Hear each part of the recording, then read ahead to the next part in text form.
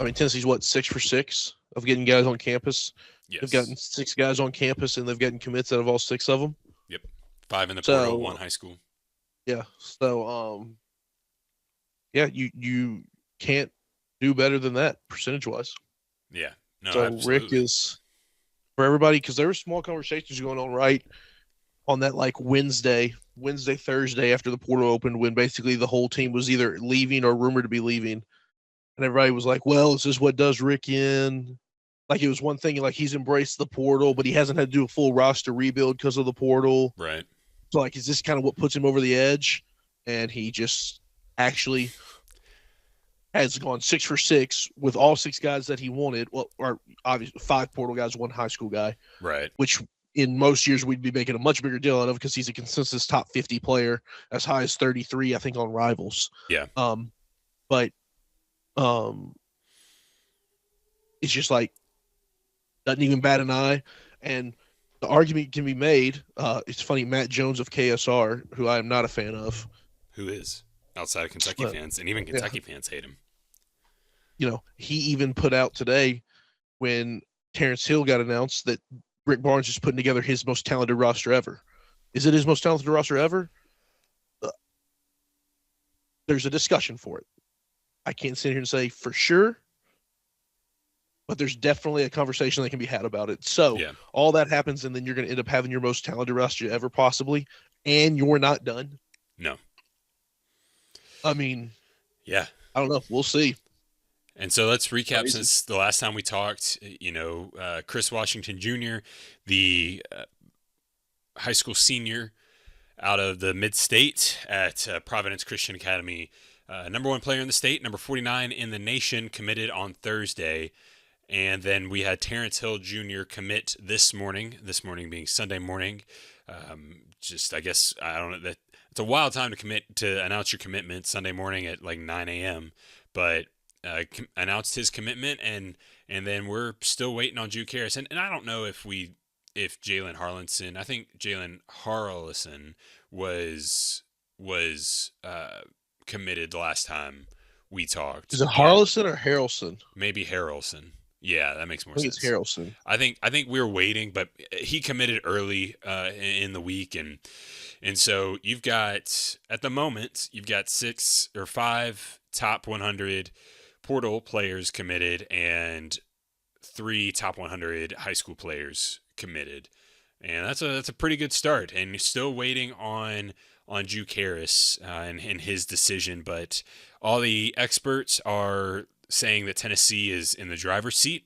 It seems like depending on the day, it may be by a lot, maybe by a little, but Tennessee, regardless, is in the driver's seat. So, got to shut that one down and close it. I don't think that Juke Harris is taking a visit to Tennessee because he took visits in high school, and so I don't know if it's necessarily viewed as something worth both parties' time. But if Rick can get him on campus, then I see that being a close and shut case for Harris and Tennessee. And so, quickly, Logan, I wanted to walk through where the roster is currently and rankings, and then maybe talk through, and not maybe, I'll go through what we lost, what the Tennessee basketball team lost, and kind of want to highlight the upgrades, because I was curious, how much did Tennessee upgrade? And so all of these rankings are based on 247, mostly because 247's website is the easiest to navigate, and I trust their rankings. Tried to look at On3 and Rivals, and it was kind of messy. So anyways, let's obviously we had Dwayne Brown and Troy Henderson. Those 2 stayed. Ethan Berg announced he was going home. That was one that hadn't announced anything yet. He's heading back to Israel to be with I his hate that family. too. I do I hate too. that too. I hate that that's the reason he's going. Most likely is because of what his family, what the situation is over there. Not to get political, but there's still people involved, and it just sucks that is why he has to choose to not play basketball over here next year. And so the only other person that we're waiting to hear from is Nate Ament, and it seems like there's a very real but small chance that he could come back depending on what his draft stock is. I was looking, he's still projected top 10 in a lot of spots, and so, the Grizzlies should go after him, in my opinion, but, whatever. So let's talk through incoming portal. We will I'll start with Juke Harris because he's pending, but since Tennessee is trending so highly for him, Juke Harris, number 7. Terrence Hill Jr., number 18. Jalen Harlinson, number 24. Day Ames, number 51. Tyler Lumblade, number 56. Miles Rubin, number 90. Now, Logan, if you average all those together, the average rank of the incoming portal commits is 41. Quick flip over to the outgoing portal, those that have transferred out. JP Estrella has committed to Michigan. He's number 22. Bishop Boswell has committed to Maryland, number 78. Amari Evans committed to Texas. Don't know why you do that, but honestly, I kind of understand. I think he'll be a good fit there. But he's number 80. Jalen Carey committed to Mizzou, ranked 189. Cade Phillips committed to Texas A&M, ranked 224. Clarence Masamba, unranked, uncommitted. And so just for kicks and giggles, I gave Clarence Masamba a 250 ranking. He's definitely not the 250th best player in the portal. He's probably in the thousands. Because we don't really know, but he was an under-the-radar commit anyways, so he probably wouldn't have a high ranking. But gave him 250 as a ranking, just as a placeholder since he was unranked. Logan, what do you think the average was? I don't know if you saw my message when I texted you earlier, but the average Dang, I was ranking, hoping you were going to say that because it was going to be like about 141. yeah. Now, the average of those rankings is 140.5, for being specific. So you could say 141 just to make it clean, but that group's average ranking is 141. And it's really probably worse because Masamba is really probably not 250. Correct. You just had to give him a number. Correct. So as a group, you have jumped an average of 100 ranking spots, 100 levels. I'm no expert, Logan, but that seems like a very, very significant jump. Oh, for sure. I mean, you got maybe like a very closed off way of looking at it. I mean, if you really break it down by individual player rankings, you're bringing in, as you are officially bringing in 2, probably bringing in 3 guys rated higher than the highest rated player you lost. With Hill, which is probably going to be Juke Harris, and then Harrelson are all rated higher. Or is Harrelson or is Hill 2 spots behind JP? 2 below JP, but your point remains. Oh, yeah. So yeah. So it's like, I mean, and then like you said, I think every player you're bringing in is rated higher than everybody you like.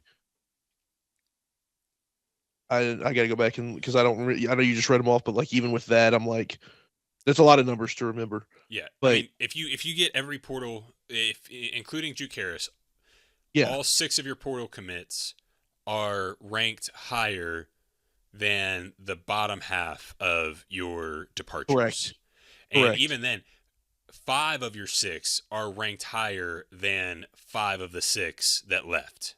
And guess what? I'd rather have your worst portal commit is 10 spots below Amari Evans and 12 spots below Bishop Boswell, and I'd rather have him than those 2 guys anyways, because those guys are based off like Evans. That's a projection.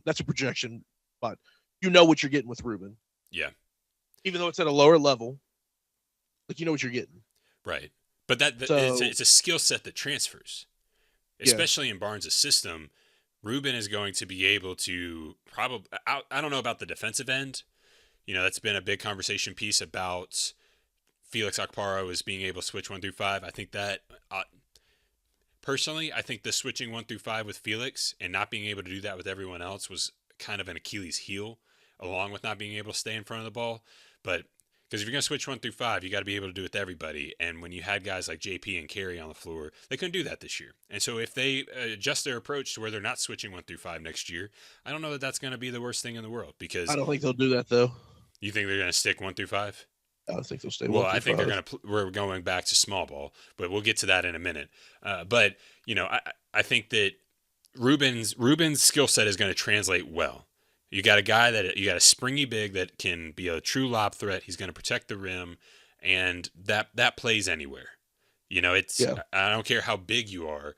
When Tennessee puts the opposing defenses in the position that it does, Ruben is going to be able to jump out of the gym and go get whatever is being thrown up to him because he's going to get left alone because of all the other threats that are on the floor.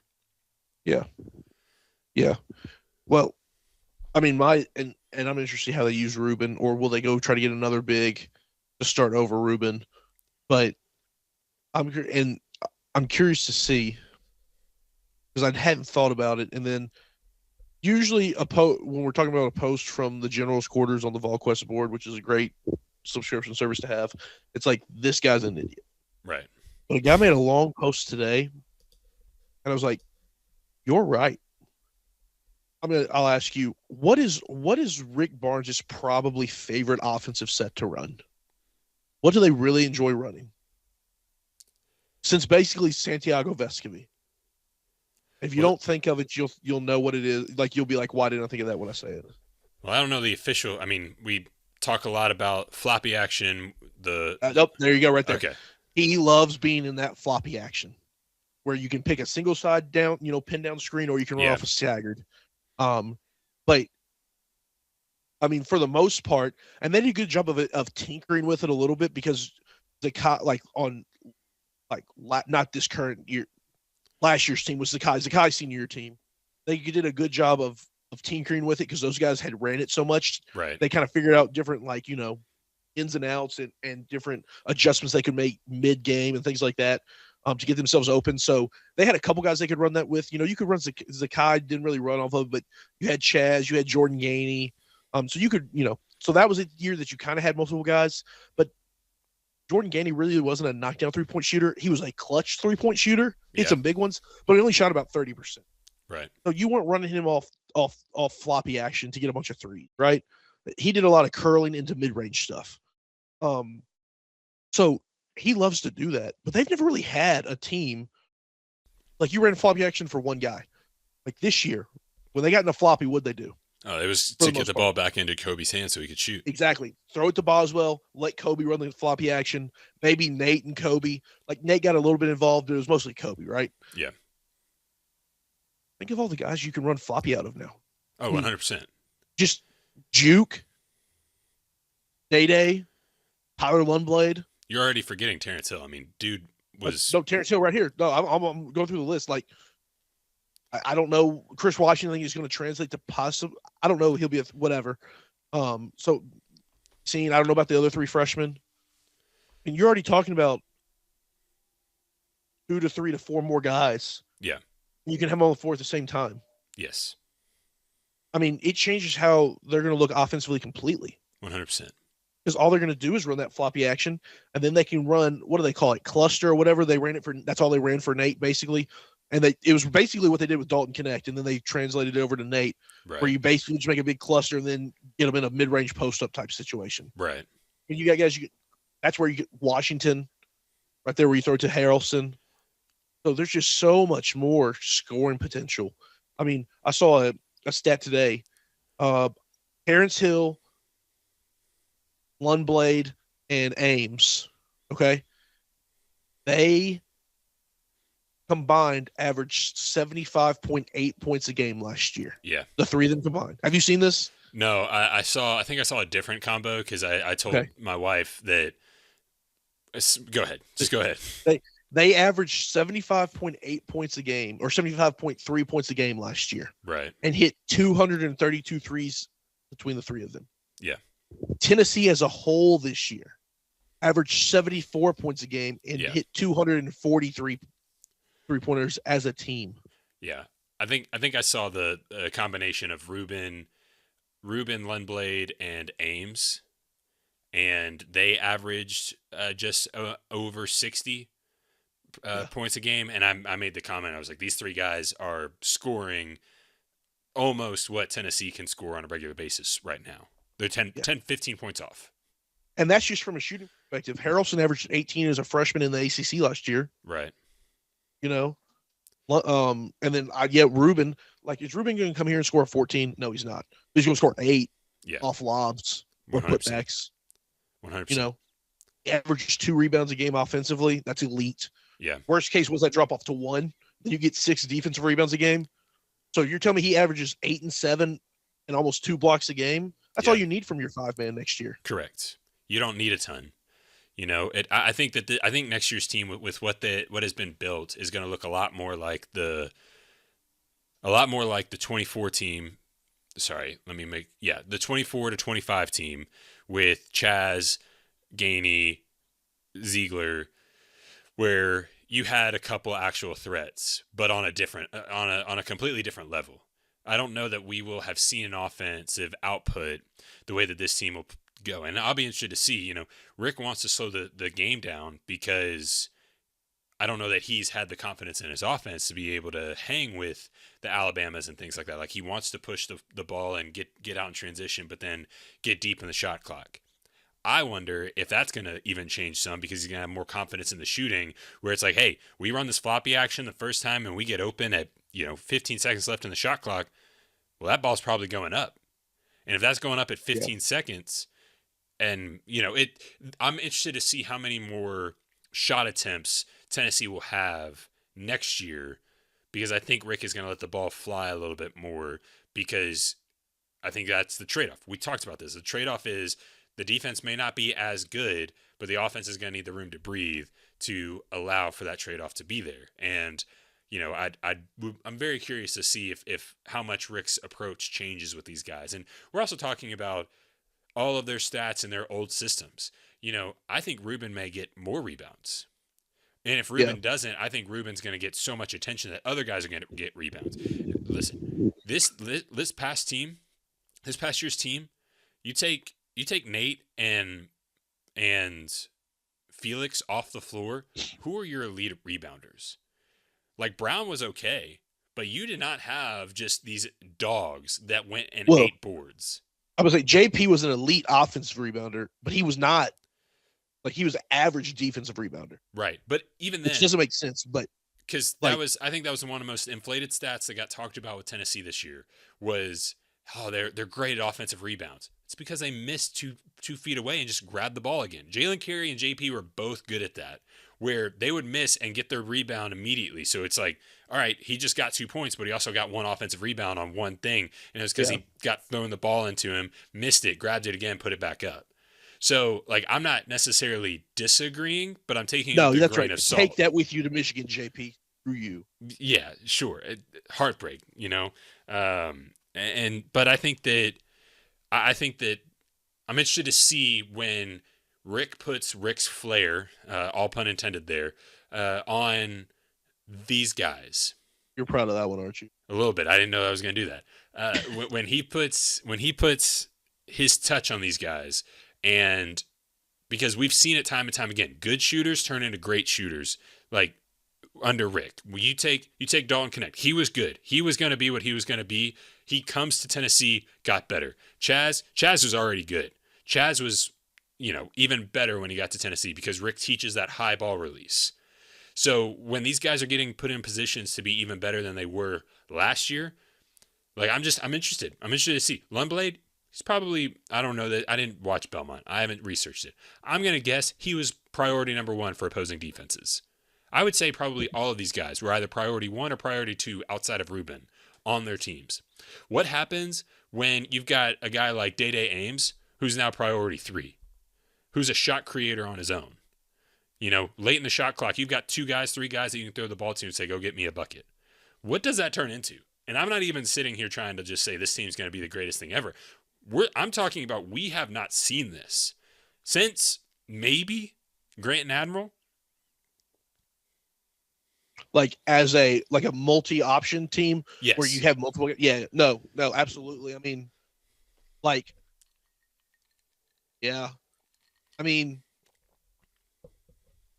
you had it somewhat on the year that the team won the SEC championship because you had Vescovy, Fulkerson, and Kennedy Chandler. Right. But it was not that was a freshman Kennedy Chandler that was still up and down the Fulkerson, not near the same type of level as Grant Admiral or what you're hoping that this team turns out to be. Right. So maybe a little bit, but nothing near. They're not to the same level as what this year in 2019 could be. Right. And because I'm looking at these guys going, all right, if your numbers translate, and let's say you take a couple, you miss one extra three a game, you lose some scoring by 3 or 4 points a game. That's still, this group could still be Rick's most offensively potent team. I don't know that. Like, I think that they would struggle to compete with Grant and Admiral's final year, when they were the third ranked offense in Ken Palm. I don't But know. But I mean, you're talking about guys that are averaging close to 20 a game on their own. I mean, it's just, I'm very interested to see where this goes, and it's a completely different team. Like, yes, do I hate long term that Amari Evans is gone? Sure, I think his ceiling was high. Same with Ethan Berg, but I think that I'm so excited to see what this team looks like, and honestly, I miss the fact that Lundblade was coming into, is he coming into his sophomore or his junior year? No, he's a grad Not transfer. Lundblade. Sorry, read the wrong name. Harrelson, He'll be a true sophomore. which is wild because He's a true freshman this year. he's probably coming back unless he has a breakout year. But this, I don't love using Michigan as an example for anything. Had that discussion in our comments on our TikTok that I posted the other day. I don't. Michigan has 3 or 4 guys projected in the first round of the NBA draft that's coming up. But I don't know how to not look at this team and go, are they going to do what Michigan did this past year? Because they've got so many guys that could, if they have what the years that they could have under Rick. Is the NBA is going to be hard pressed to not give some of these guys a call. So I'm very interested to see, as far as an NBA output goes, what this team could look like, which is not the point. But if you've got NBA talent, if you've got this many pieces of NBA talent on your team, it's going to be really hard to not win.